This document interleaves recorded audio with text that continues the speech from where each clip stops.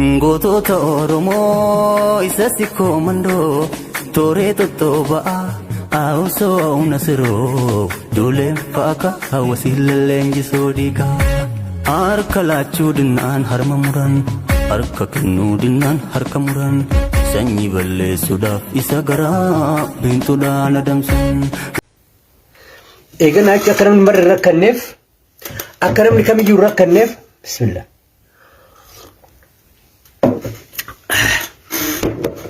Eeganaa akka namni kamiyyuu rakkanneef sirba like comment share jedhu baasee namuu itti seenuuf ta'u isa banatee comment share like subscribe akka jiran asii kana booda sirra gabaabatamu sirba isa qopheessaa jira.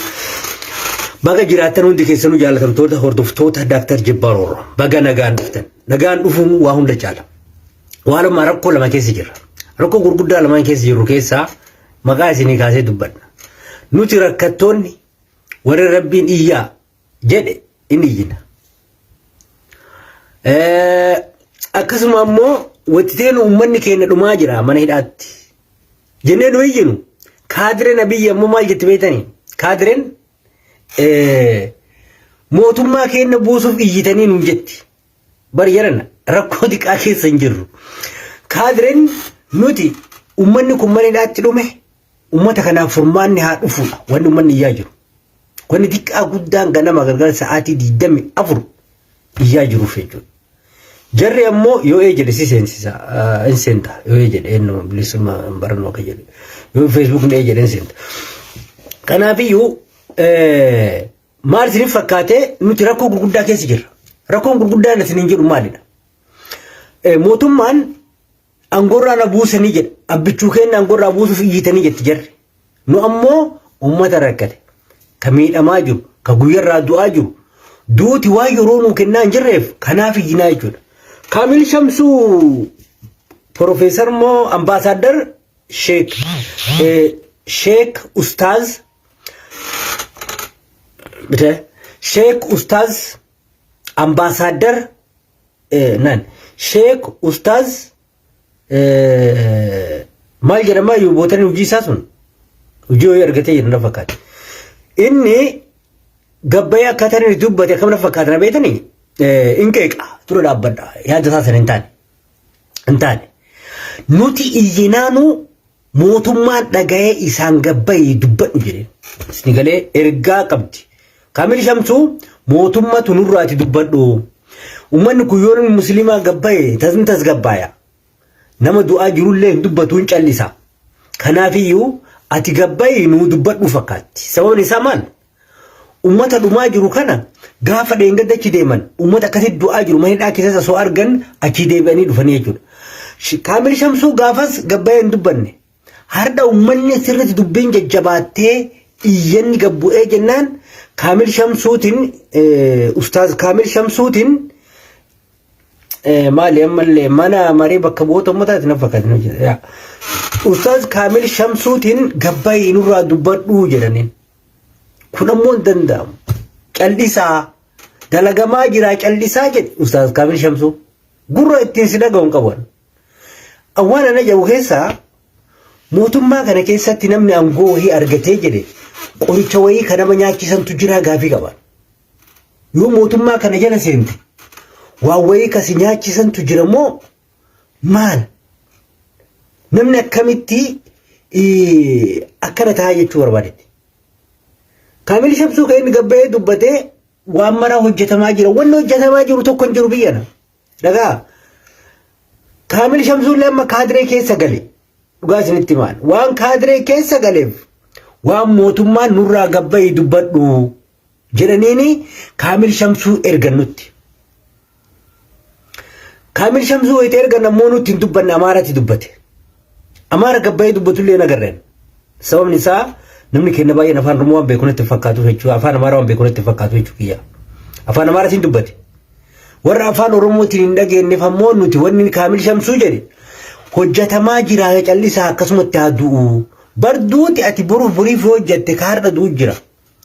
Ati boriif hojjadhaa yoo ka jettu taate namni warri nuuf fuucharan qaba. ijoollee tana gaafa biyyi maal jedheetiin maal jedhee gaafa wayiidhaan baasaa yoo mootummaa kaayoo akkasii ka jiru taate ani yoo asoo dandeettii qabaadhe gaafa aangoo godhadhe yoo ijoolleen tun achi keessa jiraatte hin baasa jedhee yaada fiicharree akkaataan itti natti himte sun akkasi si galee namni kamuu aangorra jiraame isaa ammaa kana yeroo aangoo irra jiru kanatti yoo aangoriin gaafa waan kan hojjedhee juntaa balleessee maal balleessee gaafas ijoollee san baasaa jette anillee na sochoosee dafee aangoo naa hire ijoollee sayyoo isheen keessa jiraatte baasuuf hin qabu. Fiicharaa jechuudha kun waan fuulduratti yaaddu akka nutti himtan hin barbaanne. Bor deemnaa baasnaadha ka barbaanne malee bor deemaa baasaadha malee ka barbaanne yoo baasuu barbaadan yookaan gabbaatanii mootummaarraa afa bakka buutanii hin dubbatinaadhaan. Nuti mootummaa wanni nuti iyyinuuf namni danda'eetiin uummata san baasuu danda'u yoo jiraate mootummaa waan ta'eef. Kanaafuu eega mootummaa ta'ee isin as deebitanii warroonni kaadirotaa kunneen kun yoo nu ijoolleen maayidhaa keessatti rakkatti ijoolleen dhumtee lafarraa baddee uummata keenya gabbaati ijoollee tana mareedhaatii baasaa jennee yoo nu iyyinu abbichuu aangorraa nurraa fuudhuu fi angichuu isuma tokkochatu duraan waggaa 150 keessatti arakkiiloo seenee masaraa mootummaa nu seenee isa nu jalaa buusuu fi wayyaa isa nu jalaa buusuu fi jedhe sheetii tokkoffaan. Wallahi isuma kana dadhabdee achisanii wallahi isa buusuu fi jedha enu Mustafee ka jedhan tokko. Infeenu kanaa miti kadhagoo barbaannu nu. Wallahi abbichuu kee yoo barbaadne dhageetta abbichuu kee ati yoo lafa qabattee dachillee qabattee tiin kadhatte. Higaree narraa buusuu fi jette abbaa fedhatichi taa'ee bulcha malee bakka inni uummata kanan fayyadnetti qilee buusuun kennanaaf. Sitti maali? Maaliif? Biyyiin jiraata uummanni jiraata jechuudha. Mucaan ijoollee nama kalee dheengada daa'imni xiqqaan mana keessatti cittoon isa fixee du'aa jiru sun ijoolleen abiyyi eessa jirti daa'imni sun eessa jira. Daa'imni sun boru mootummaa tahee uummata kana bulchuu danda'a. Daa'imni jismiin isaa akkasitti akka shakareeratti akka dhagaatti qaamni isaa akkas ta'e sun jechuudha. Siigalee dhalatee mana hidhaa keessatti dhalatee akkas ta'e sun boru ilma seenaa tahee biyya bulchuun mala. Sigale ati abbichuu kiyya wallahi abbichuu kiyya ndagahu malian Qur'an ati so hojii biraa soqatte obboleessa kee namichi Mustafaa jedhanii sun hojii biraa soqat waan takka hin dandeenye waan kanaan kan maaliif siin jedhu hojii biraa soqattee bareeda hojii amma hojii achitti biyyatti galtee Facebook asitti kennanii achirraa bahii sa'aatiidhaan ergaa wayii sii gad erganii as dhaabbadhu kana dubbatu hojii biraa barbaadan kan Mustafaa siin jedhan sun jechuudha. Hojii biraa barbaadan bakki sun dandeenye yoo kaafuutee Shaamil Shamsuutiin namni waa jedhe Ahmadiin Jabaliin namni waa jedhe jettee uummata Oromoo mara keessaa warra Jimmaa kan adda baaftee abiyyi tachitti dhalate jettee uummata Oromoo guutuu waliin dha'uuf dheengata sii dubbatu argee jiran. Uummanni Jimmaa Oromoodha. Uummanni Oromoo guutuun akka Oromoo tokkotti beeka. Ati adda Jimmaa maaliif wanni jettanii Jimma isin jibban jettee uummata Jimmaa waan ati iyyaa baate dhaga'ee jira jechuudha. Kanaaf hojii biraa soqattee irra bareeda. Sitti marakkatti ijoollee ta'e guddifadhu ijoo soqadhu. Yoo mallaqa qabaatte hojjedhu mallaqa hin qabdu fatuu rakkattee ganama argata wallahi cawalta dhiisisan hin ta'u. Hin dandeenye. Dhugaa sitti maal. Kanaafiyyuu wanni guddaan gootan nuti abiyyi yoomiyyuu haga inni mootummaa ta'e aangorra jirutti yoo inni gaarii hin dalagin haga inni nama hidhaa jirutti haga nama ajjeesaa jirutti haga inni saba Oromoodhaa kan biyya ambaa keessatti mana hidhaa keessa jiran haga inni hidhaa isaanitti akkanatti cinqeetiin hin taa'u kana keessatti nuti hin dhiifnu. Akka ati baantu san yoo abiyyi mootummaa Jimmaa qofaa miti. Wanni ati Jimmaaf uummata Oromoo guutuu walitti buuftuuf hin jiru. Uummanni Jimmaa ammoo uummata Oromoo wajjin mootummaa addaan qabu Oromoorraa. Uummanni Jimmaa mootummaa tokko qaba uummata Oromoo wajjin. Aadallee tokko ilmaan Oromooti. Kanaafuu uummata Jimmaa addatti baaftee akka warri Jimmaa wayitee laayikii sheerii jalaa dhabdu wayita koomantiin babbadaan sitti xaafamu ilaal.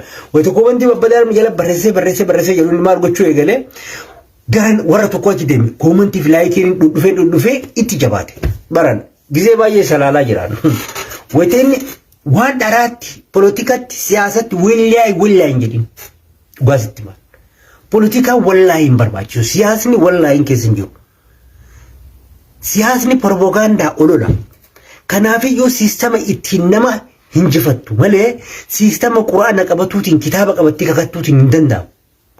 Keessaa bayi kanaaf sin jedhan poolitikaa keessaa bayi hin dandeettu. Mustafaa ka jedhamtu sun jechuudha keessaa bayi. Kanaaf nuti abbichuu kan kee abbichuu achinarraa baasuuf jettee ati iyyitu san hin baasna. Sababni isaa waa dalagaan jiru. Uummanni keenya maqaa isaatiin dhumataa jira. Callifnee kabanye teenne dadhabne. Kanaafuu namichi uummata fixaa jira biyya keessatti fixaa jira biyya alaatti fixaa jira. Takkaa zamana wayyaanee keessatti iyyuu uummanni akkana ta'e hin beeku. Wayyaanee arrabsitan baran isin afaanuma kamiin dhaabattanii wayyaanee arrabsitanii dhaabaran. Sila badii isin balleessitan moo badii wayyaaneen balleessee irra guddaadha. Waggaa 3 kana keessatti badii isin balleessitan yoo dhugaa rabbii fi yaa dubbadhamen lubbuu tee takkitiif dubbadhaan. Garuu balleessaa isin balleessitan kana wayyaanee naga keessa lubbuu namaan galaafan. Wallahi akkati jettu san hin kakadhuan. Maaliif ati dhara kakatta?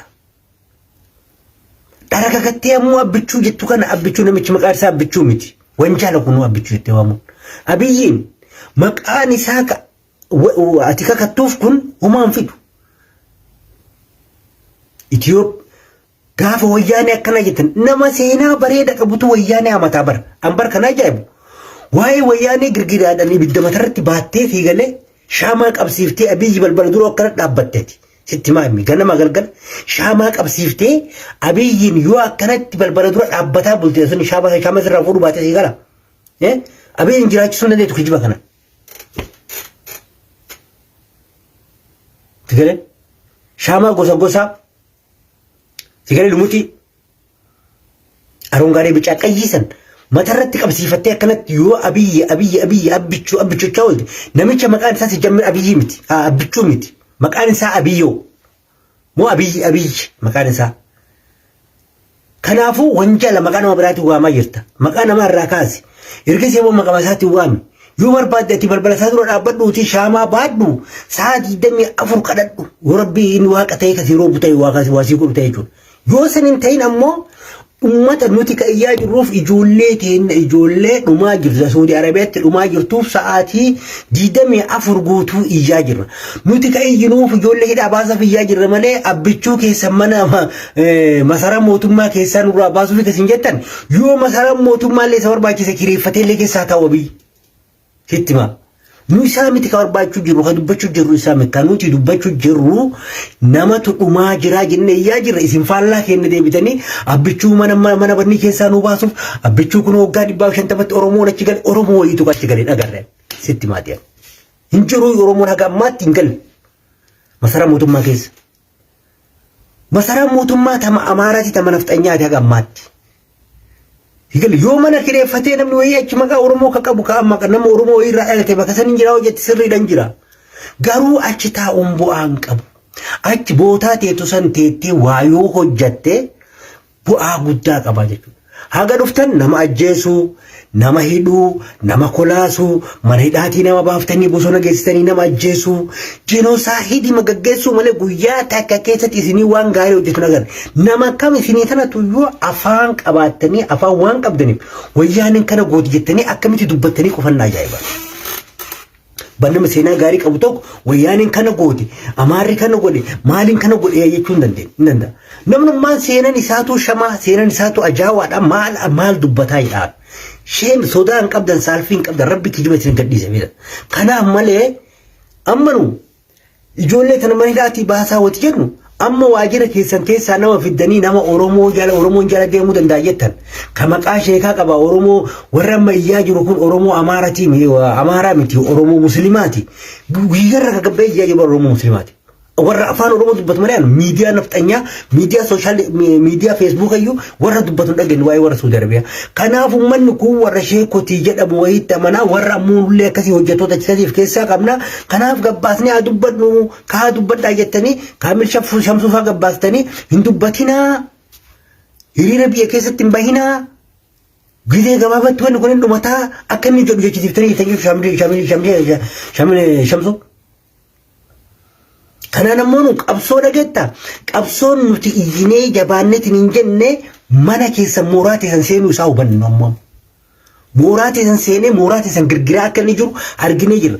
Shaamil Shamsuutiin gabbahiiti cal'isaa jedhin jetteen itti nu abaasa malee hin qinnoonni hin godhu. Shaamil Shamsuu ammoo hin qeeqaan. Dura dhaabbadha. Nuti nasbee namaatu du'aa jira. Kanaaf nuti nasbee uummata keenyaan barbaanna. Sinigalee kanaaf uummanni kun cal'isaa irratti dalagamaa jira jechuun hin danda'amu. Yoo amma deemee baasaa jette amma deemee baasatu furmaata. Maaliif lubbuun namaa taarrachi keessa du'uu dandeettu namni ka har'achi mara san keessaa bahee yaalamuu danda'u. Ka yoo har'achi keessaa bahee yaala argate fayyuu danda'u jira. Sababa kana ta'eef nuti ka dubbannuuf Suudii irratti dalagamaa jira wanni jedhamu hin feenu. Kana dhagooyyuu hin feenu. Mootummaan Suudii Arabiyaa gara maraan qophii akka inni ta'e waan quba qabnuuf. Sababa kana ta'eef irratti hojjetamaa jira warra lukaanillee gaafadhee jira lukaanii miti jinnillee gaafadhu sitti maatiin nuti ilmaan Oromoo namni Oromoo taatan guutummatti ka sooshaal miidiyaa irra jirtan iyya sa'aatii 24 yoo yeroo qabaattan iyyuu dirqama qabdu. Maaliif namni du'aa jiru ijoollee maka kennaa namuma akka kennaa jiraachuu fedhu namuma akka kennaa waan gaarii barbaadutu iyyuu mana dhatan keessatti guyyaarraa du'aa jira kun qaamni saalaa isaa hundi shamee ajaa'ee ka hormaata boriifiyyuu ijoolleen baay'een taa'ame fajjeessaa jirtu taa'u. Qaamni isaanii akaalii ta'ee qaamni isaanii irraa miidhamee qaamni saalaa isaanii waan hin taane ta'ee sigalee borillee yoo asii bahee ani uumaa bu'aan qabu jechuudhaan itti hirtiffannisaa jirantu baay'een jira jechuudha. Kanaaf Shaamil Shamsuu ka ati jettan sun Shaamil Shamsuu ka jettanii sun jechuudha waan gaarii hin dubbanne. Nu wajjin mootummaa erga uummanni wahii sifileetiin bakka san si kaa'e akka nu wajjin dhaabbattee mootummaa irratti dhiibbaa gootu barbaanna malee nu uummataan hin dubbatinaa uummanni bakki ati itti filamtee sun ijoolleen naannoo sanii mana hidhaa kana keessa hin jirammoo uummata san yoo bakka buute yoo abbaan ilma sanii si filatee ati ilma isaa saniifis bakka bu'uu dirqama qabda ture.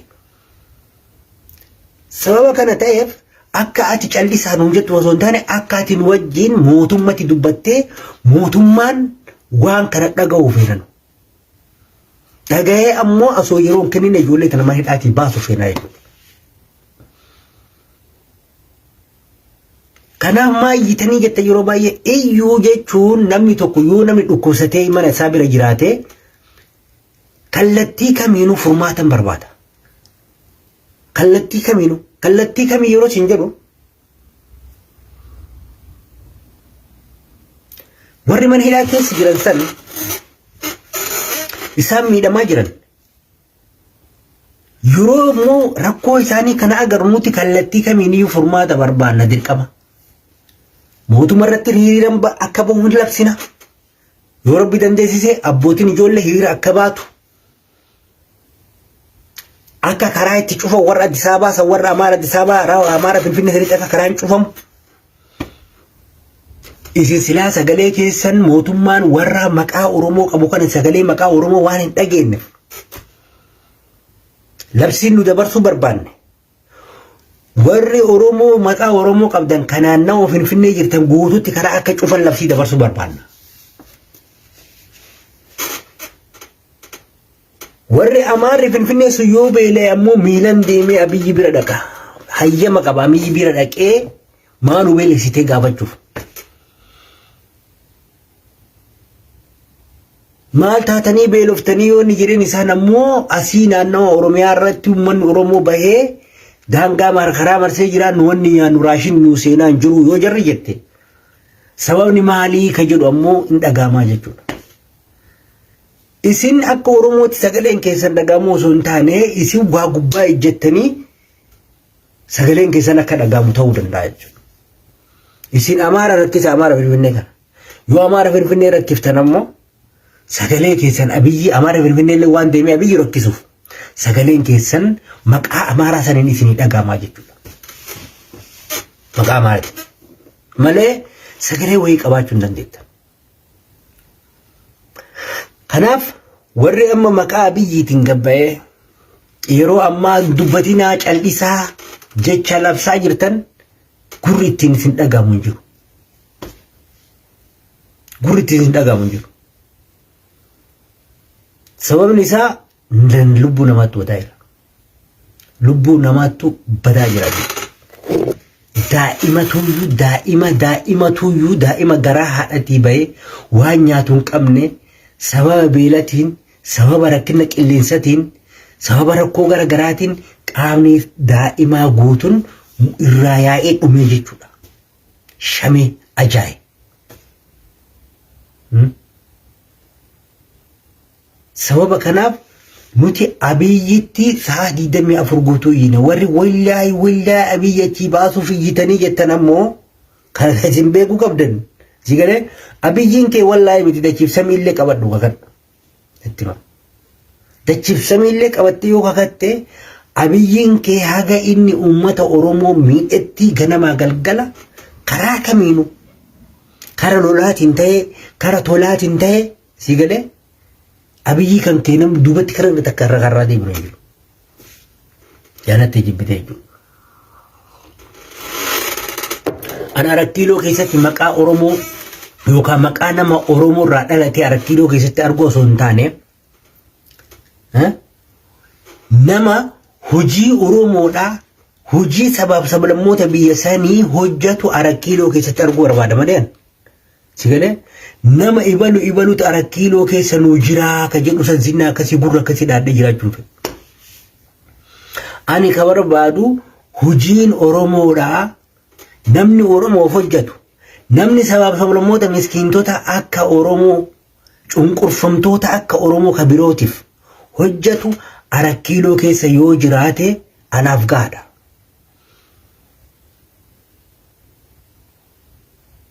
Malee takka OBN ka waan kana dubbatu dhageettanii beektanii jira kenna. OBN miidiyaadhaami. Bar miidiyaa afaan Oromoo caccabsuu jedhani bara. Miidiyaa afaan Oromoo hin beekne. Miidiyaa afaan Oromoo hin beekne jechuun OBN afaan Oromoo dubbatu jechuudha. Afaan Oromoo beekeen dubbatu jechuudha kiyyaame. Dhugaa Oromoo sawwaan hin dubbanneef miidiyaa afaan Oromoo caccabsuu jedhanan. Dhugaa uummataa san baasee hin dubbatu. Miidiyaa afaan Oromoo caccabsu. Ka boqqolloo fi qamadii yoo itti fidde daaku.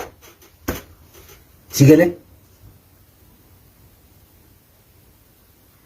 Kanaaf uummanni Oromoo miidiyaa amma kijiba waan dhugaa kana isinii dabarsu yoo inni propagaandaa biraallee isinitti fide akka hin dabale akka jalaan dhageeffanne isinis. Dhugaa jirtu tana isinii dhagahan jiru inni. Dhugaa jirtu ka isin gabbaaftanii rakkanne miidhamne ilmaan keenya dhumanii akkana tahaa jirra footoon viidiyoon deeggarameeti warri manidhaa keessa jiru rakkoon kumuluun gabbahee akkanatti agarsiifamaa jiru takkaa guyyaa ta gabbahee OBN miidiyaa jedhamu miidiyaan afaan Oromoo caccabsu sun guyyaa ta'u gabbahee hin dubbanne. Sababa kanaaf isin ammoo gaafa inni propagaandaa kijibaa abbichuu jedhee inni isinitti gadaa ta'ullee isinillee hin dhagayna. Uummata biyyaatiin jedha namni biraa ka dhageeffatu hin jiru bakka biraatti namni dhageeffatu hin jiru.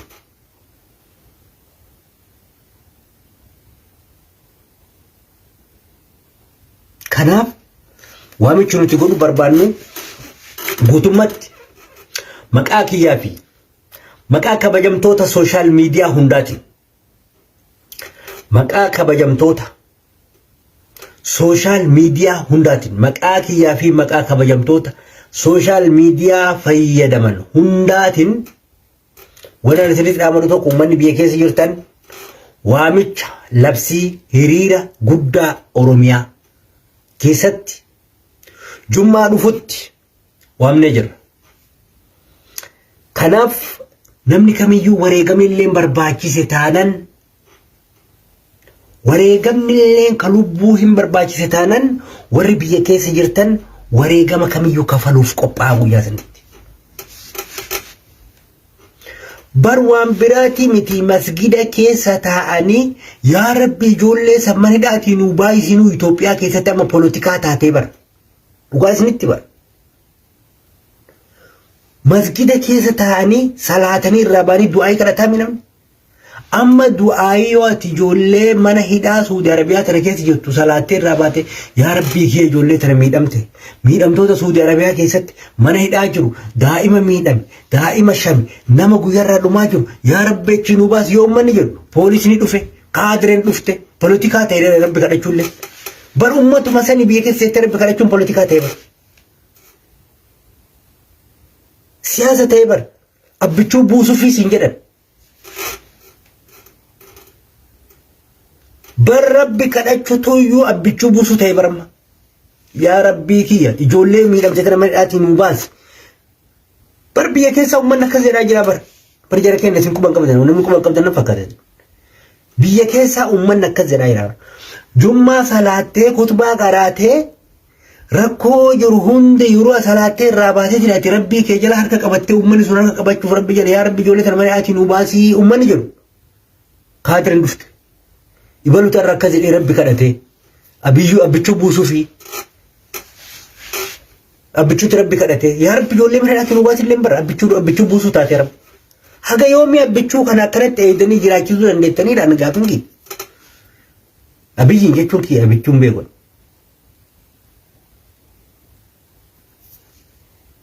Kanaaf uummanni biyya keessa jirtan guutumaan guututti labsii isin dabarsuu jirru kana dhageettanii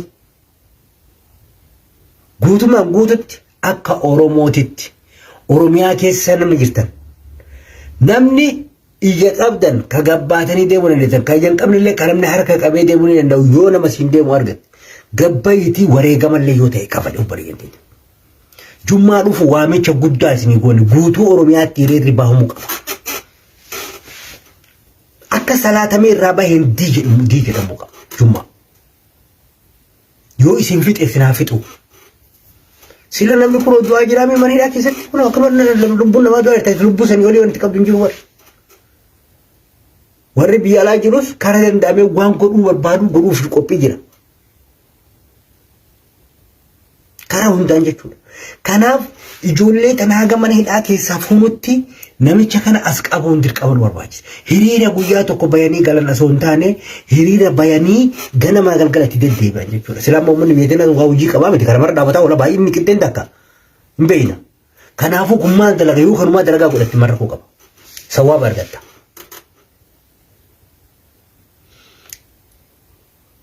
Hattuulleen achuma keessaa waa dalagatti.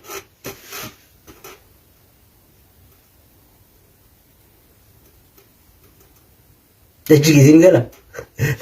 Kanaaf hundi keessan jabaadhaa maal isin jechuu barbaadetan akka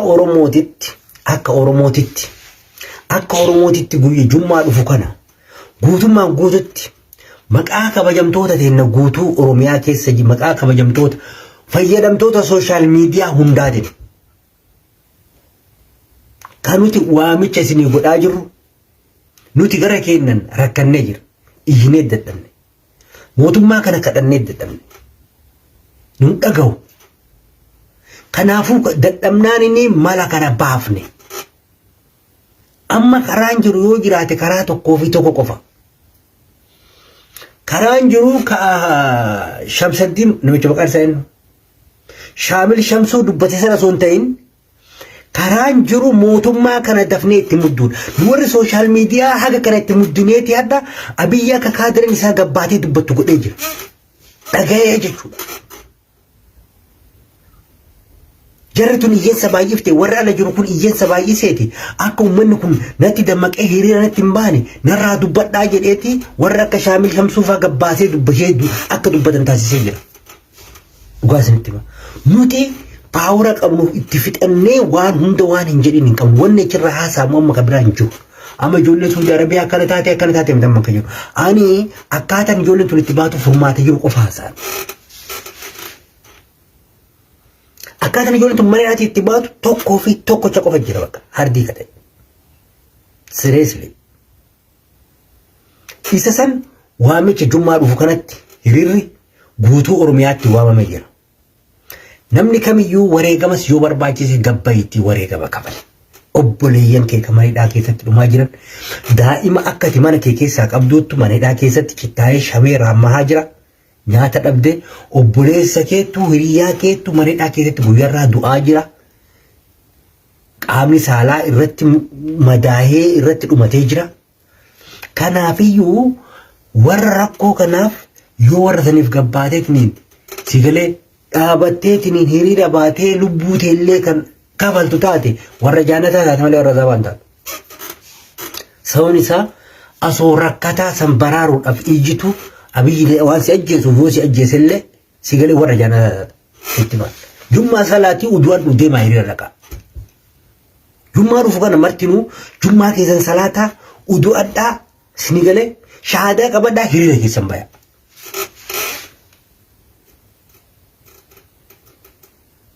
Uummanni biyyaa guutuun jechuudha. Ta kiristaana taatellee akka amantii teetitti waan jedhamuu qabu jettee hiriira ba'uu qabda. Karaan jiru tokkocha kana qofa jechuudha. Kaamil Shamsuu gabbahee kana dubbateef dubbatti nu deebisuu hin danda'u. Waajjira mootummaa keessaa nutti erganii akka nuti ijoollee tanaaf sagalee hin taane Kaamil Shamsuu waajjira mootummaa keessaa nutti erganii hin dubbatinaa callisaa. Arakiiloo girgiraa jirtaniitii nurraa diqqoo laaffisaa jedhe gabbahee. Sigalee lukaan illee gaafadhe jinni illee gaafadhe jedhe.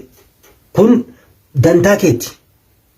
Sigalee nuti karaa kamiinuu lubbuu ijoollee keenyaa baraaruudha. Eegaa hojjetamaa jira. Aga qiyaama hojjetaman. Qiyaama hojjetama moo dila akiraa hojjetama moo jiruuf addunyaaf hojjetama. Wanna jettu kun. Yoo addunyaaf ka hojjetamu taate akka uummanni kun addunyaarra jiraatuuf ka hojjetamaa fi jiru ka ta'u taate har'a deemtee ijoollee mana hidhaatti baasuudha. Yoo akiraaf hojjetamaa jiraatu ka akka ati dubbattu kun akiraaf hojjetamaa irratti fakkaata. Maaliif gaafa ijoolleen tun dhumte mana hidhaa san keessaa namni martinuu dhumate ati nagaatti baatee waan jirtuuf ka akiraatiif taa'aan dubbatinaa baqqaa jechaa ta'e. Kana nama isa dhaga'u hin jiru. Jaalattanii jibbitanii jechuudha. Jaalattanii jibbitanii uummanni Oromoo ka biyya keessa jirtan sagalee ta'uu ka qabdan dirqama lammummaa keessanii dirqama obbolummaadhaa dirqama Oromummaa bahuu qabdu. Kana karaan ittiin bahuu dandeettan warra biyyaati. Nuti iyyene gurra lamaan qabannee iyyene sagaleen teen nama saraa mootummaa seentee akka isin argufaa jirtu agarree jirtu.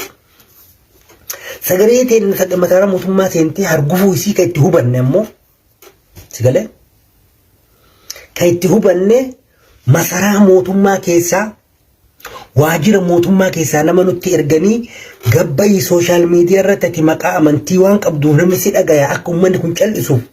Yoo uummanni kun nurraa callisuu baate warri alaa akka sooshaal miidiyaa kun yoo nurraa callisuu baate girgirii guddatu nutti uumamaa jira. Hiriirri nutti dho'uu heda. Kanaaf gabbayii dubbadhuu jedhaniin. Kanaaf waajjira mootummaa keessa akka sagaleen keenya waajjira mootummaa seentee keessa jirtu hubannee jirra jechuudha dhibbaan. Kana waan hubanneef nu ammoo namni tokkochi gadi bahee rakkoo nuti ijaan agarru tana ilma namaa ka guyyaan dhiiga afaan furnaa keessaa yaa'aa jiru kana callisuu hin dandeenyu jechuudha. Ka dubbatu mindaa isaatiif dubbachuu danda'a maal isaatiif dubbachuu danda'a. Daa'ima akkasii qabda nama warri gabbaatanii hin dubbatinaa jettan kun daa'ima akkasii karaan muftee shamte daa'ima hagasii ta umriin isee hagasii mana keessa dhiistaniiti uummata fuuldura dhaabbachaa jirtan jechuudha. Boru daa'ima keessan irra waan qabu beektu. Cubbuudha. Cubbuu kana soo agarru ammoo nuti fuuldura baanee callisaa jettaniif hin callifnu ammoo namni dubbadhaan nuun jedhee hin dubbanne. Waajjira mootummaa keessaa namni gabbahee maqaa sheekaa qabatee maqaa maalii qabatee maqaa qeesii haa qabatu barbaada. Gabbahee isin callisaa nuun jedhee namaa miti kan wayyaa ka dubbannu ifii dubbanna. Rakkoo arginu ilaallee dubbannaa jechuudha. Bakkitee madaan jiru ilaallee dubbanna. Bakkitee madaa jiru sana immoo qonnee haga waajjira keessan isin jaalaan isinitti urtutti jechuudha. Haga waajjira keessan jaalaan isinitti urtutti dubbanna. Hin dhiisnu kaa. Kanaaf immoo rakkoo kana uummata isiniif kaasna ammoo. Uummata isiniif kaafnaa jechuudha. Ilmaan isaanii dhiisanii yoo lakkin barbaannu mana teennaa jedhan manaa ta'anii. Sanii miti yoo jedhan waamicha amma jummaa dhufu kanatti waamame hundi keessan kan musliimaa jummaa salaattee udu'attee gara hiriira keetii. Kan kiristaanaa rabbii kee waaqa kee kadhattee kan hiriira. Akkas yoo taate obboleeyyan dandeettaa mana hidhaa Saudi Arabiyaa keessa jiran baraaruu dandeetta. Yookaan an ta'e maasalaama. Kana dubbii qoqqonnee keessa oofne jechuun oofan hin jiru. Warri biyya alaa jirtan waamicha amma godhamaa jiru kana guutummatti dhageettanii guyyaa itti qabattanii akka waan godhu qabnu hunda akka goonuuf dirqamaa jechuudha. Ka waan sa'aatiin dalagamuu qabu dalaguun barbaachise dalagu waan akka tiwutaraa irratti waan akka garagaraa irratti martinuu akkaataa ittiin dalagamuun qophoofnee dalaguuf qophii ta'uu qabna. Ilmaan Oromoo guutuu addunyaa keessa jirtan jechuudha. Sababni Amaarri gabbaatee waan kana dubbachuu diddeef samarri miidiyaan Amaaraa guyyaa tokko waan ijoollee tanaa gabbaayee hin dubbatiniif baay'inni achi keessa jiru ilmaan Oromooti jechuudha. Yoo jiraattillee ijoollee nama afaan Amaaraa achi keessa dubbattuun ijoollee Wallooti. Ijoollee Wallooti. Amma afaan Amaaraa dubbattu tunneen ijoollee Wallooti. Ammallee Shaamil Shamsuu waan inni jedhe tokko keessaa nama qulqulleessee kana baasee mootummaan nama Itoophiyaati moo nama Itoophiyaati miti adda baasaa jira waan akkana qulqulleessaa jira. Guyyaa takka cindee yoo waan akkasii ka gootu taate moo waan gootuuf illee hin beeknu. Ijoollee warra Tigraay ka jedhu ka maqaa Tigree qabu baasteetiniin mana hidhaa Saudi Arabiyaa keessaa wayita baaftan malee Itoophiyaatti yookaan ammoo achi keessatti akka dhumaniif jara achitti hambisuuf. Laal siistama waan Shaamil Shamsuu dubbate sun dubbima dhugaati. Achi keessa mootummaan nama naashinaalitii Itoophiyaa hin qabne amma akka na fakkaatutti namni naashinaalitii Itoophiyaa hin qabne ka maqaa Itoophiyaa dubbatu hin jiru. Yoo ta'e warri sun ijoollee Tigraay jechuudha. Warra Tigraay sana achuma keessatti hambisuu barbaada. Maqaa isaaniitiin filee malaan malee achi keessatti hambisee achuma keessatti akka dhuman fedha. Nu sanillee hin barbaanne. Nuti dhala namaa guutuuf dhaabbanne. Diqqaa guddaan kan mana hidhaa san keessatti ijoollee Oromoo waliin rakkataa jiru. Tigree ta'ee, Amaara ta'ee rakkoo akkasiitti namni akka tasaa yeeduu hin barbaannu. Nuti martinuu Oromoon hin baay'oo ta'e, Amaarri bahuu, Tigreen bahuu, maaliin bahuu hundi. Namni Itoophiyaa san jalatti bulaa jiru. Warri mootummaa nama malammalee akkuma kana tura poolitikaa Tigree gargaaraa turtanii, juntaa gargaaraa turtanii jedhanii wanni isaan haasawaa turaniif, wanni isaan Abiyyii fi kana walitti qabaniif ijoolleen namni kamiyyuu Abiyyi deeggaruu qabaadha. Sammuun Abiyyi akkasitti yaaddi. Addunyaa kanarraa mootummaa kana qofa deeggaruu qabde jedhu isaa fi Kim Jong malee argee hin beeku. Kim Jong fi Abiyyi qofa argan nama addunyaa kanarraa na qofa deeggaramuu qaba jedhu. Biyya addunyaa kana keessa namni mootummaa yeroo filatamu uummanni guutuun biyya takka keessa jiru sun muluu mootummaa san deeggaraa jechuudha. Deeggaraa ta'ee jechuudha. Nama quba lamaan caaluu hin dandeetta. Harka lama sadiin nama tokko irra caaltee argamuu hin dandeetta. Hattee dhiistee gaafa san hannumaan keessan. Garuu uummanni achi keessa jira sun nun deeggaranii watitee kaadoonni bilisiginnaa jettu kana caala wanni nama aarsu jira uummata keenya. Wanni nama saalfachiisu jira takka addunyaa kanarra. Mootummaa san deeggaruu qabda ati mana hidhaa sanii bahuuf.